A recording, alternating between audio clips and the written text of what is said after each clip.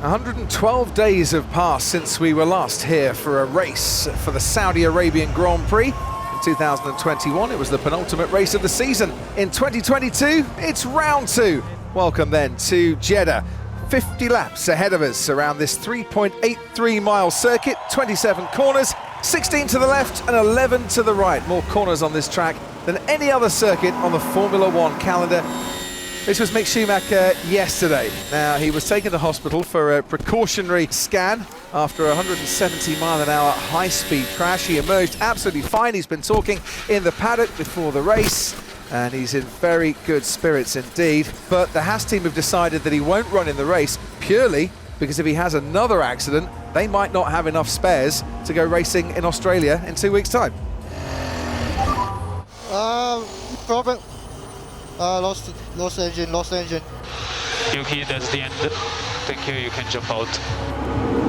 It's the first official pole for Sergio Perez since his GP2 days at Valencia in 2010. How's he going to fare? Here we are in Jeddah then. It's lights out and away we go. Perez does get away well, comes over to cover off Leclerc. Carlos Sainz is forced to the outside. Max Verstappen getting keen on the inside with Carlos Sainz, but Perez leads him through the first corner. From Leclerc, Verstappen getting past Carlos Sainz. Hamilton ahead of the fast-starting Williams. It's Perez now ahead of Charles Leclerc. Then comes Max Verstappen. Sainz, Esteban Ocon, George Russell and Fernando Alonso in the other Alpine. Getting detached to the back is Zhou Guanyu. There goes Kevin Magnussen battling away with Pierre Gasly through turn 8. That was very close indeed for Sergio Perez. Job well done. He's got away at the start and he's stretching his lead.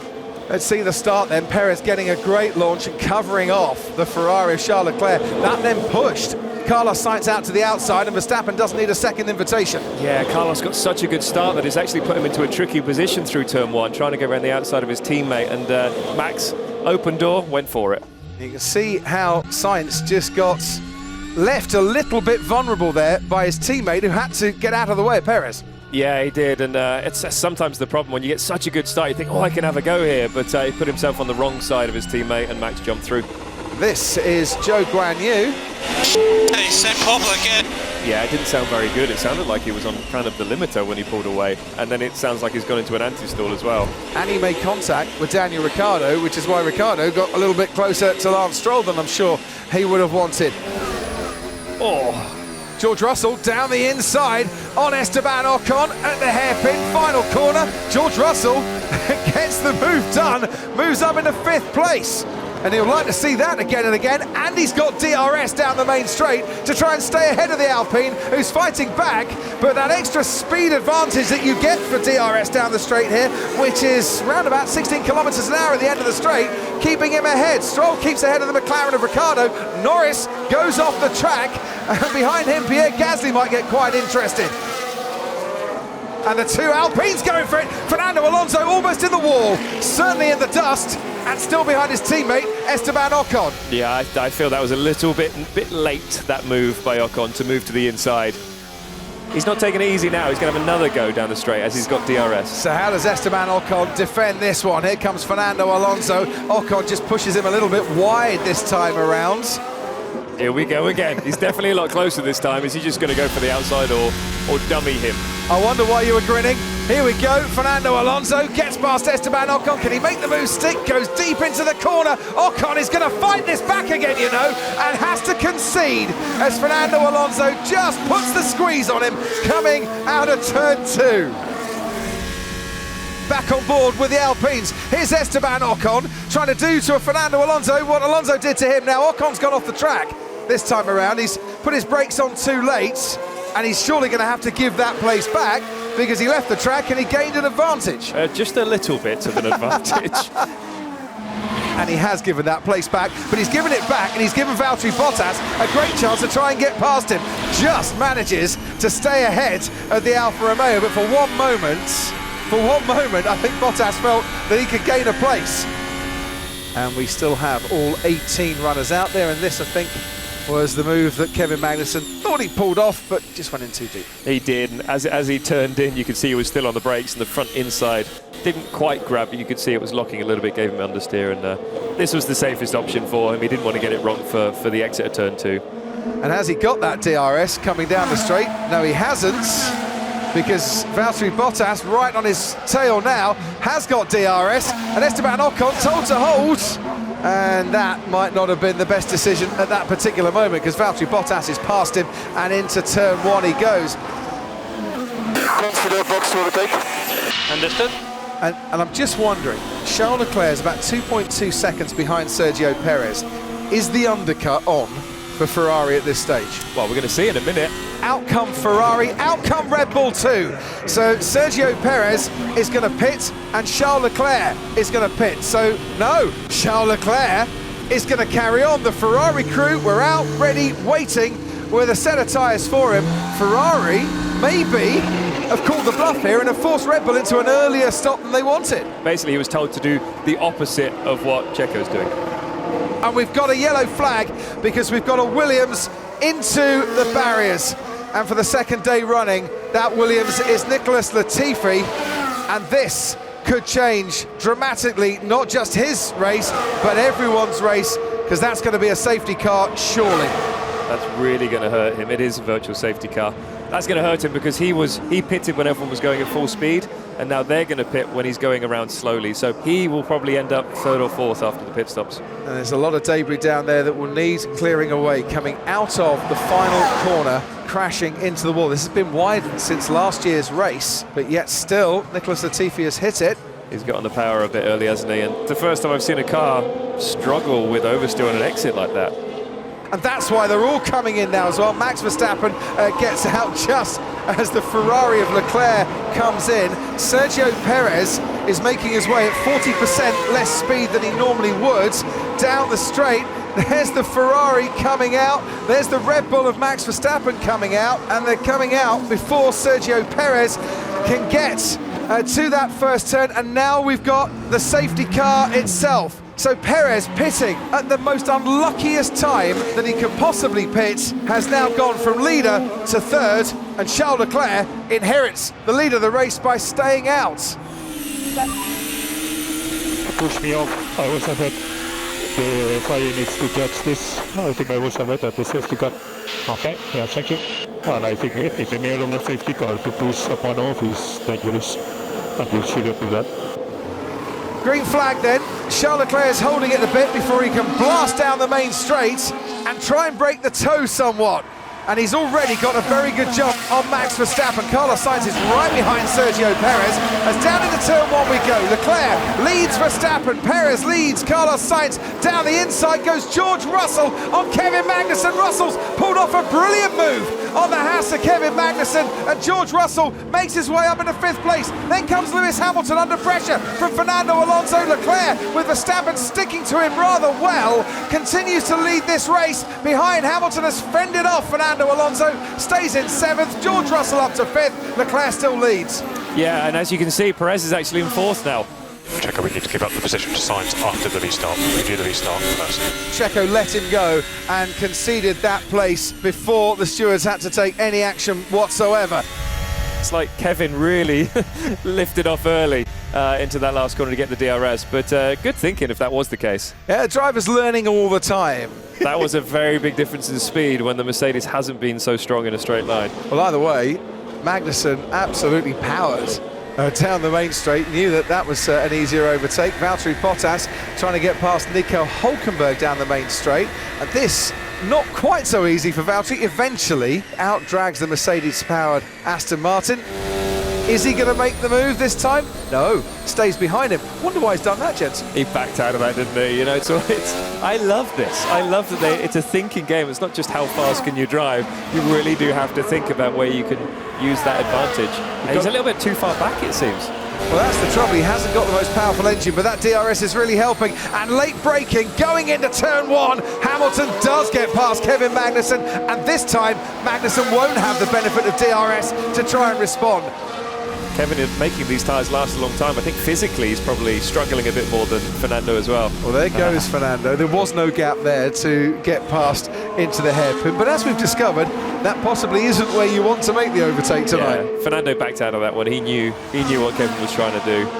He's been there before. He certainly has. Fernando getting a lovely slipstream down the main straight, gets ahead of Kevin Magnussen going into turn 1. That's a slow-moving Fernando Alonso. Is there a problem? He's looking there as his teammate Esteban Ocon goes past. What is the problem with Fernando Alonso's Alpine? Otmar Safnauer on the pit wall has got his head in his hands. This looks like a pretty major failure. Not bad one. Covered up, look at it. It's also not a place you want to be going slow. There is the team boss down at Alpine. Alonso was having a terrific race. I have an issue. I got no drive. Okay, copy. Yeah, I can't accelerate. Understood.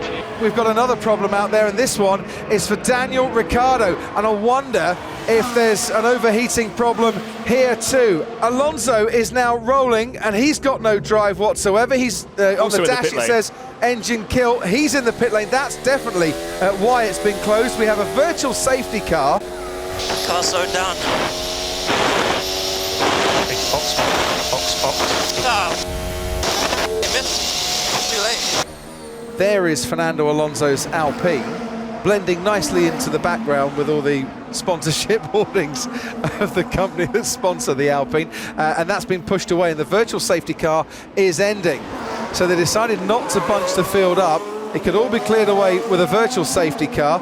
Lewis Hamilton has lost his chance to pit behind the virtual safety car, so he's going to lose as the green flag is out, the track is clear, and we can go racing again. Hamilton's lost the chance to pit under it. We'll be coming in as soon as that pit entry is open. And they need to, because he's the one driver in this race that hasn't pitted yet. Hamilton is going to get round about 9 laps on a new set of tyres to end off this race. They say they love this sort of scrap. Well, let's see who comes out on top. Verstappen's got DRS. He's going to try and go around the outside of Charles Leclerc. He does. Max Verstappen takes the lead of the Saudi Arabian Grand Prix. Now, Charles Leclerc is going to have DRS to try and fight it back. Do you remember when Verstappen did this twice in Bahrain and it didn't pay off? It might be a third time that Charles Leclerc has proven hanging back is better, but they're almost going wheel to wheel. Verstappen moves across and Charles Leclerc goes deep, but holds on to the lead of this race. Now it's a game of chess. This is going to be interesting. Well, he's got DRS again, Verstappen. Can he stave off his natural instincts as they both lock up? Charles Leclerc goes through ahead, and they were both locking up in dramatic fashion there, but Verstappen has come out worse from that final corner, and even though he's got the DRS, Charles Leclerc has got a bigger advantage out in front than he did have going into the final hairpin, and he stays ahead again. They could have both gone off the track at that final corner. He crossed the line again. We can see from the rear wing of Charles Leclerc's Ferrari what Max Verstappen has to do down the main straight. We can see the Red Bull getting close, but is it going to be close enough? Verstappen thought for it. He was going to go down the inside. Leclerc saw him coming, cover that off a long way out. Max Verstappen is chasing after Charles Leclerc for the win, for the victory. Verstappen pointless after the first race. Leclerc is the championship leader. Verstappen on the inside. This time is just hanging back a little bit. Has patience finally found its way into Max Verstappen's vocabulary, and is the patience going to pay off here? Because Verstappen has got DRS down the main straight. Charles Leclerc can't cover him off. Verstappen takes the lead of the Saudi Arabian Grand Prix, and there are many in the grandstands who like that as Leclerc goes too deep into turn 2 and cuts the corner, but as he comes out of turn 2, he is second. Verstappen leads, and it's been building and building. Can Verstappen now hold off Leclerc? Yeah, Max has learned. That was a great move, and he was really pushing him around that last corner. He wasn't going to give him an inch, was he, of an advantage coming at that last turn. So a great move by Max, and covered him off nicely at turn 1 as well. But this is not over. As we've seen with the fights on track today, they can come back at you, and Charles is going to be giving it his all. Here comes Charles Leclerc once more in the slipstream of that Red Bull and about to give it a go down the main straight. Trust me, this race is not over yet. Verstappen has not got it done yet, but there's a double yellow in sector 2 that might come to Verstappen's aid. Green flag though as they make their way down the main straight. Leclerc behind Verstappen, yellow flag. And there are yellow flags. That saved Max Verstappen right there. Slow-moving Williams of Alex Albon. He's been in a collision with Lance Stroll. Going into turn 1, DRS for Albon. Stroll turns in. Yeah, idiot just dive on me. Well, that's going to be costly for both drivers and both teams. We are on lap 49 out of 50. If Charles Leclerc is going to make a move now, it might be a very good time to do it as they power their way down the main straight once again. Can Leclerc get within touching distance of Max Verstappen? He's got the DRS, he's gaining on Verstappen. This is the view that Leclerc's got going into turn one, and he's a few car lengths behind. So no chance there for Charles Leclerc to get the move done. There might be one more overtaking spot here on this final lap, Jensen, for Charles Leclerc to snatch victory if he can. Yeah, it's how much he saved with the battery as well. You saw that Max was recharging a lot into turn one. So the last corner, this is down to the last corner basically. If he gets DRS, there's every opportunity he could throw it down the inside of Max. Max Verstappen, the current world champion, and merging into race 2 of the season pointless after the disappointments and the retirement in Bahrain. Is he going to bounce back and take victory in this race, or is Charles Leclerc going to make it 2 out of 2? He's never won a race before that he hasn't started on pole. 30 goes up, that's so unfair. Max Verstappen thinks Leclerc's gone too fast through the yellow flags because he can see how much closer the Ferrari is. He can. He's a little bit worried, he's a little bit on edge, but I think he's got the pace in this last sector, but I don't know, who knows? He's so close now, the Ferrari, 6/10 behind. And now you don't need patience because they're going to be racing to the checkered flag here, and it's not like Verstappen can come back to Leclerc. If Leclerc can't get this move done, or can get this move done, out of the final corner, Max Verstappen emerges in front. Such a close battle once again, and this time around, it's Max Verstappen that wins out. He takes victory in the Saudi Arabian Grand Prix, and Charles Leclerc comes home in second place. It's a Ferrari double on the podium as Carlos Sainz manages to take third. Sergio Perez will make it to the checkered flag in fourth, and victory chances for him cruelly denied by the timing of the safety car on lap 16. George Russell fifth for Mercedes, and a great performance from George Russell with some brilliant overtakes. Esteban Ocon 6th, Lando Norris 7th, Gasly, Magnussen and Hamilton will complete the top 10, but that is victory for Max Verstappen, and it wasn't by much, just half a second. Meanwhile, Lando Norris is having a go into the final hairpin with Esteban Ocon. Can Ocon, who got out-dragged to the line and missed out on the podium here last year, lose another place right at the last? Ocon just stays ahead of Lando Norris. He lost out on the podium by 1/10 of a second. He managed to get 6th place by 1/10 of a second. Boy, was that a bit touch and go for Esteban Ocon. Boy, was that a bit touch and go for Max Verstappen. Oh, what a race. I mean, I love that people can fight back. Yeah. You know, it's not you make the move and you pull away. They can fight back, and that's what's great about Formula One right now. Nice. That was good. That was good. Okay, 2022 has started. Wow, that was close. Wow, unbelievable. Well done, Max. Great job. I think we sound more excited than them. But it's like they're in a go-kart race. Yeah. It's like we're stepping back in time 10 years, because you don't often see the fighting that we're getting here in Formula One at the moment. So, loving the new regs, and congratulations to that man. What a race.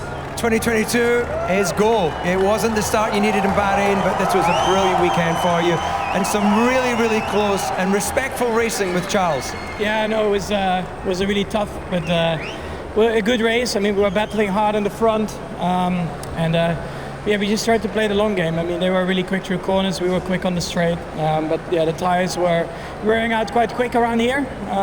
So you could see at the end, I think, we had a little bit more pace, so I just tried to get by. It wasn't easy, playing smart tricks in the last quarter, but eventually managed to get ahead. But then even after that, he was constantly in the DRS, and then with the yellow flags in the last lap, just knowing how much you should lift, what is allowed and not, it was tough, but really happy that we finally kick-started the season. Just put us in the cockpit with, as you say, smart tricks running into the DRS. We're just seeing the lock-up. You both locked up going to where the DRS line is. We can see it on the screen behind you, and then coming on the start-finish for the pass.